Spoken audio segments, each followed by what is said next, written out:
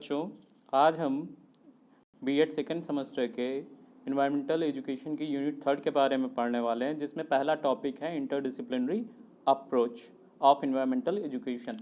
तो यहाँ पे आप इस इमेज में देख पा रहे होंगे कि सेंट्रल में इन्वायरमेंटल एजुकेशन लिखा हुआ है और उसके पेरिफेरल में life sciences, vocational studies, physical sciences, अर्थ साइंसेज और दूसरे अन्य सब्जेक्ट भी लिखे हुए हैं।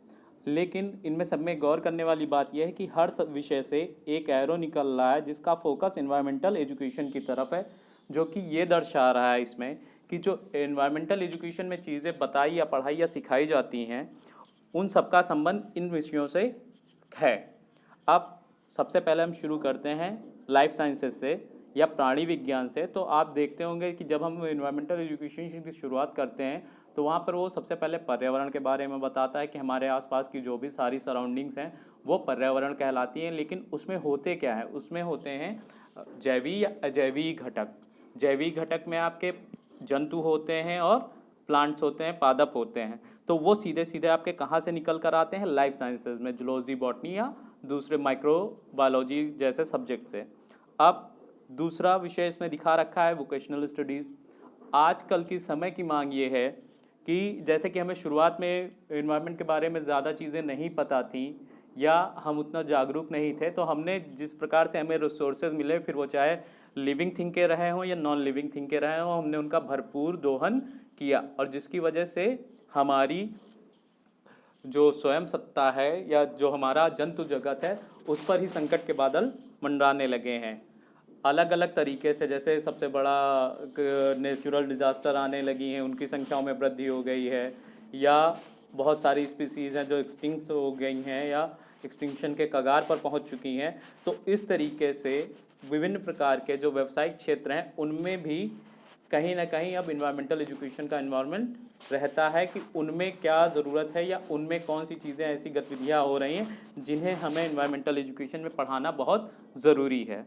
तीसरा, फिजिकल साइंसेस। फिजिकल साइंसेस में जैसे कि अभी आपने शुरुआत में जाना कि लाइफ साइंसेस में हम उन विषयों के बारे में पढ़ते हैं जो कि जीवित प्राणियों से जुड़े हुए हैं, वहीं पर फिजिकल साइंसेस में हम उन विषयों के बारे में पढ़ते हैं जो अजैविक होते हैं, लेकिन सीधे सीधे डायरेक्टली उनका इम्पैक्ट पड़ता है किस पर, लिविंग थिंग्स पर। तो फिजिकल साइंसेस के जो दो प्रमुख विषय हैं वो हैं फिजिक्स और केमिस्ट्री।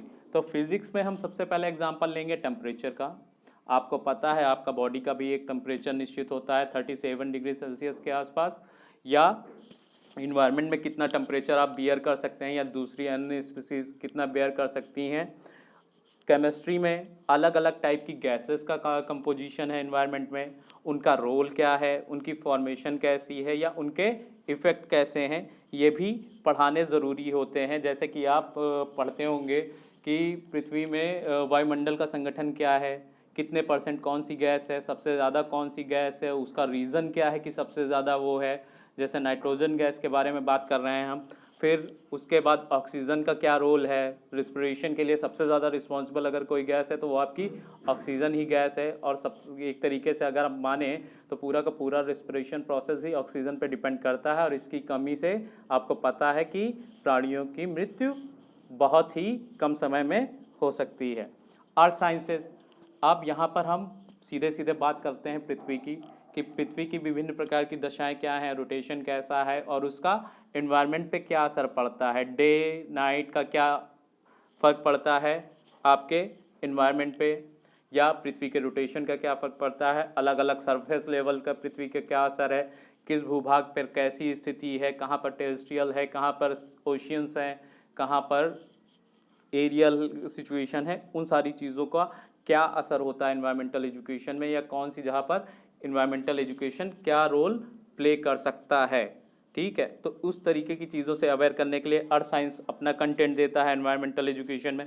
मैथमेटिक्स, अब हमारे पास सारी तरीके के चीज़ें मौजूद होते हुए भी अगर हम उनकी गणना ना करें, उनकी गिनती ना करें, उनकी लोकेशन को, लॉन्गिट्यूड लैटिट्यूड को ना डिफाइन करें, तो आखिर हम कैसे चीज़ों को जान पाएंगे। तो इस तरीके से मैथमेटिक्स हमारी हेल्प करता है इन्वायरमेंटल एजुकेशन में। उनकी अब आप सुनते होंगे कि शेरों की संख्या इतनी रह गई, या कोई अन्य स्पीसीज़ है उसकी संख्या क्या रह गई है, वो कितनी मात्रा में, किन स्पीसीज़ की संख्या में लगातार वृद्धि हो रही है, किन की संख्या में लगातार घटते हुए देखा जा रहा है, या कौन सी चीज़ें लगभग विलुप्त होने की स्थिति में पहुंच गई हैं और उन्हें कैसे बताया जाए। तो इन सब चीज़ों के लिए गणनाओं की सबसे ज़्यादा ज़रूरत पड़ती है, और उसके लिए हमारी हेल्प कौन करता है? मैथमेटिक्स।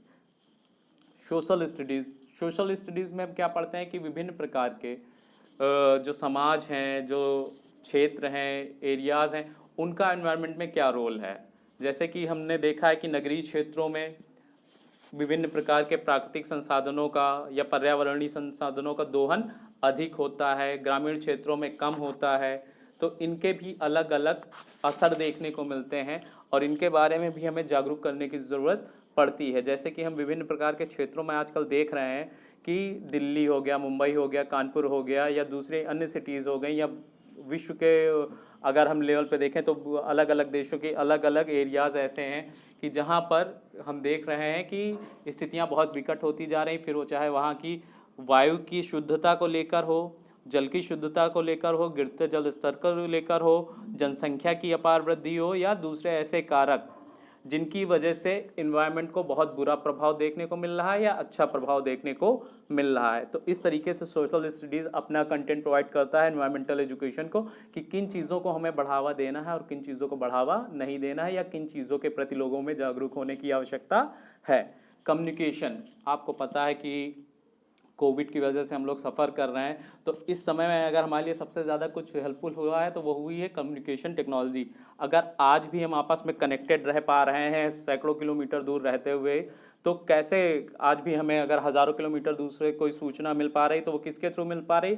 कम्युनिकेशन टेक्नोलॉजी को थ्रू। तो इसमें हमारा इन्वायरमेंट हमारी हेल्प कैसे कर रहा है? तो इसमें हमारा इन्वायरमेंट हमारी हेल्प कर रहा है टेम्परेचर के माध्यम से, प्रेशर के माध्यम से, या दूसरे अन्य फैक्टर हैं, नॉइज़ है, स्टॉर्म है, या क्लाइमेटिक कंडीशंस के थ्रू। क्योंकि आपको पता है कि कोई भी इंस्ट्रूमेंट एक स्पेसिफिक एनवायरनमेंट में ही काम कर पाता है। ज़रूरत से ज़्यादा अगर टेम्परेचर भी ज़्यादा होगा तो इंस्ट्रूमेंट या डिवाइसेस काम नहीं करते हैं। जो ये हमारा मैग्नेटिक फील्ड होता है, या जो रेस के वेव्स के थ्रू हमारा कनेक्शन चल रहा होता है, ये डिस्टर्ब हो जाते हैं। तो इनके लिए भी हम कम्युनिकेशन टेक्नोलॉजी में भी ये सारी चीज़ें हैं, और ये इन्वायरमेंटल एजुकेशन को पढ़ाई जाती हैं कि वायुमंडल के कौन से एरिया से कौन सी चीज़ से, जैसे कि ओजोन लेयर किस तरीके से प्रोटेक्ट करती है, या किस लेयर के थ्रू या किस एरिया के थ्रू, स्पेसिफिक एरिया के थ्रू हम आपस में, जैसे कि आयन मंडल है, आयन मंडल के थ्रू ही हम आपस में कनेक्ट हो पा रहे हैं इंफॉर्मेशन टेक्नोलॉजी या कम्युनिकेशन टेक्नोलॉजी के थ्रू।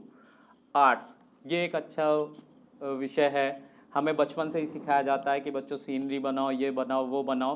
तो हम क्या बनाते थे? पहाड़ बनाते थे, पर्वत बनाते थे, नदियाँ बनाते थे, पेड़ बनाते थे, छोटा सा घर बनाते थे।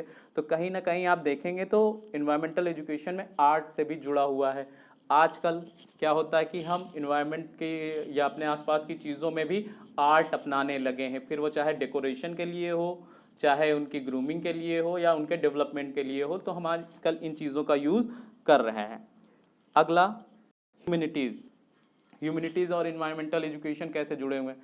तो ह्यूमैनिटीज़ में बेसिकली हम पढ़ते हैं कि विभिन्न प्रकार के मानव से जो क्रियाएं करता है उनका एनवायरनमेंट से क्या संबंध है, और एनवायरनमेंट उनको कैसे रिस्पॉन्स करता है, ये एक दूसरे का जो इंटरेक्शन है वो आखिर कैसे चल रहा है। अब अगर हम वर्तमान की दशा देखें तो मानव की तरफ से पर्यावरण को बहुत ज़्यादा ही क्षति पहुंचाई गई है।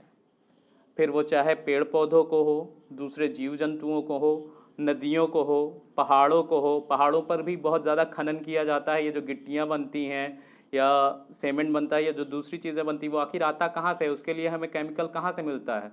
तो वो हमें इन्हीं चीज़ों से मिलता है। कहीं पे पत्थरों को तोड़ तोड़ के गिट्टियाँ बनाई जाती हैं, उन्हें पीस पीस कर सीमेंट बनाने में भी उपयोग किया जाता है। तो ये सारी चीज़ें देखने लायक हैं कि मानव की क्रियाओं का क्या असर पड़ रहा है एनवायरनमेंट पे, ताकि इन मानवीय क्रियाओं को कम किया जा सके तथा उन मानवीय क्रियाओं को बढ़ावा दिया जा सके, जिससे कि एनवायरनमेंट को सस्टेनेबल बनाए रखा जा सके। तो और बस आज के लिए इतना ही। धन्यवाद।